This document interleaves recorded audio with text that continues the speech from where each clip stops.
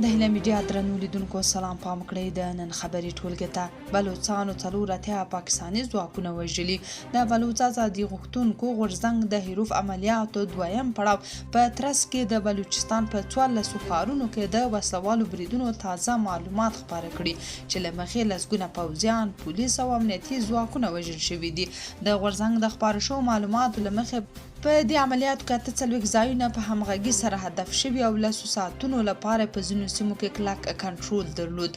راپورونه ښایي چې 4 پاکستاني پوځیان پولیس او استخباراتي ځواکونه وژل شوي او 18 نور بندیان دي. د یاد غورځنګ د دغو بریدونو پر مهال ګڼې دولتي ودانۍ سوځول شوي او امنیتي موټر له منځه تللي دي. مجاهد وایي د غایبو مالکانو عواید به د دولت حسابونو ته لیږدول کیږي.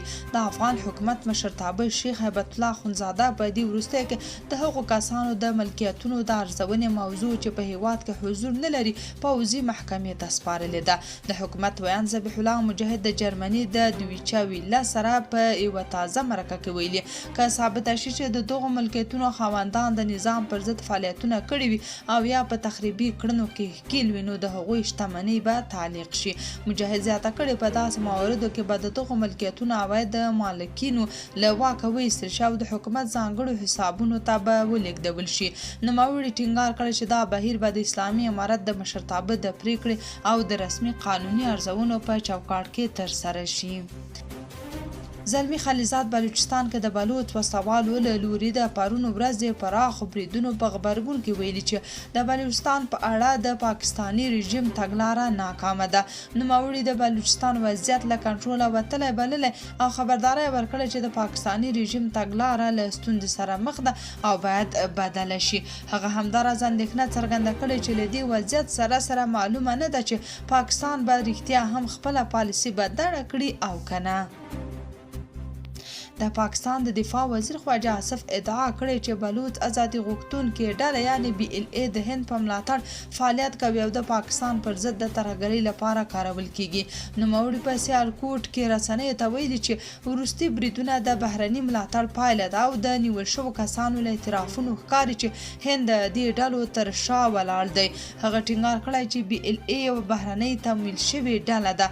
خواجه آصف همداراز ویلي چې د لادرکه شوو کسانو تر نامه لاندې ډیر کسان په اصل کې د BLA وسلوال غړي دي او دا موضوع د بشري حقونو تر پوښښ لاندې د ترهګرۍ د پټولو هڅه ده. نوموړي ویلي پاکستان به د ترهګرۍ پر ضد عملیاتو ته دوام ورکړي او اجازه به ورنکړي چې بهرني ځواکونه د ناامنۍ لپاره وسلوالې ډلې وکاروي. ملا برادر وایي د سعودي عربستان یو شرکت په ټاپي پروژه کې پانګونې ته لیوالتیا ښودلې ده. د ریاست الوزرا اقتصادي مرستیال ملا عبدالغني برادر په هرات کې د ترکمنستان د لومړي وزیر مرستیال او بهرنیو چارو وزیر سره د ټاپي ریل پټلۍ او برېښنا پروژو په اړه خبرو کې ویلي چې د سعودي عربستان دلتا انټرنیشنل کمپنۍ د ټاپي په پروژه کې پانګونې ته لیوالتیا ښودلې ده. د ریاست الوزرا اقتصادي مرستیال په وینا ډلټا انټرنیشنل لیواله دی چې له ټاپي پروژې څخه د غازو په پیرودلو د ترکمنستان د غازو د لوی بلاک د ظرفیت لوړولو د هرات ولایت له ګوزري ولسوالۍ څخه د کندهار ولایت سپین بولدک ولسوالۍ ته د غازو د پایپ لاین په جوړولو او پراختیا او په سپین بولدک څخه د هند پولې ته د پایپ لاین په غځولو کې پانګونه وکړي. د پاکستان په ګوادر بندر کې د غازو د یو لوی او عصري مرکز جوړول هم د هغو نورو لارو په منځ کې دی چې یاد شرکت پکې پانګونې ته لیوالتیا ښودلې ده. په دې غونډه کې چې د پټرولیم او انرژي او اوبو مرستیال وزیر د ترکمنستان د ترانسپورت او ریل پټلۍ وزیر او د ترکمن غاز شرکت مشر او د طالبانو ترکمنستان یو شمېر چارواکو ګډون پکې کړی و. ملا برادر له ترکمنستان څخه وغوښتل چې د تورغونډي هرات ریل پټلۍ پروژې د جوړولو په اړه خپل دریځ روښانه کړي.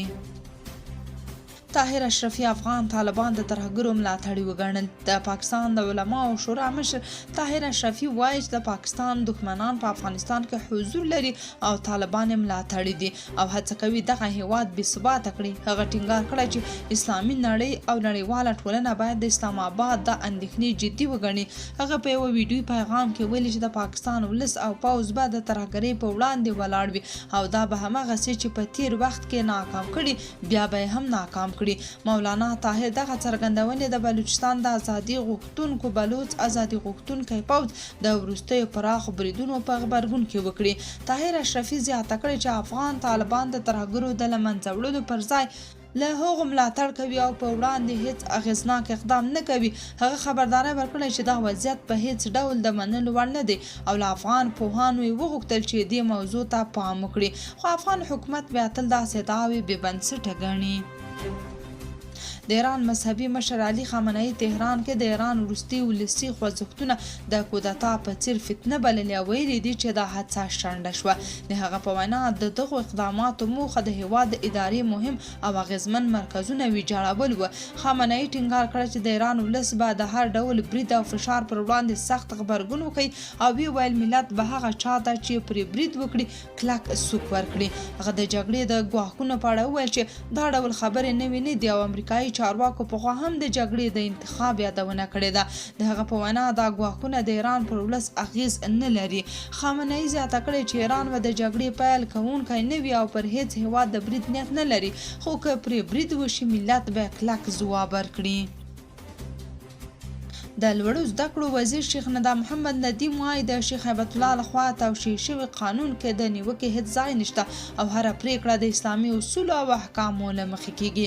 نوموړی زیاتوي هغه مولویان، شیخان او قاریان چې پخوا به د جوماتونو په کونجونو کې د اسلام لپاره ژړاوې کولې، اوس ورته الله تعالی د خپلې خوښې حکومت په لاس ورکړی او همدا وخت دی چې ترې کار واخیستل شي او پر خلکو یې ومني. هغه وایي که څوک دا فکر کوي چې اسلامي امارت باید دا ډول قوانین جوړ نکړي چې پر کافرانو اعتراض وکړي، نو باید پوه شي چې په افغانستان کې د شریعت او اسلام د ټینګښت له امله له دوی څخه بغارې پورته کیږي.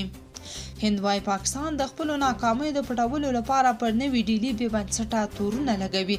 د هند بهرنیو چارو وزارت د پاکستان هغه څرګندونې چې ګواکې په بلوچستان کې د تېرې ورځ د بریدونو تر شا د نوې ډیلي لاس و رد کړي او ویل دا د پاکستان پخوانۍ تګلاره ده او غواړي له خپلو کورنیو ناکامیو د خلکو پام واړوي. د هند بهرنیو چارو وزارت بیان رنهیر جیسوال له خبریالانو سره په خبرو کې ویلي چې پاکستان باید د تاوتریخوالي له هرې پیښې وروسته د بې معنا ادعاو د تکرار پر ځای د خپلو خلکو هغو اوږدمهالو غوښتنو ته پام وکړي چې تر اوسه بې ځوابه پاتې دي.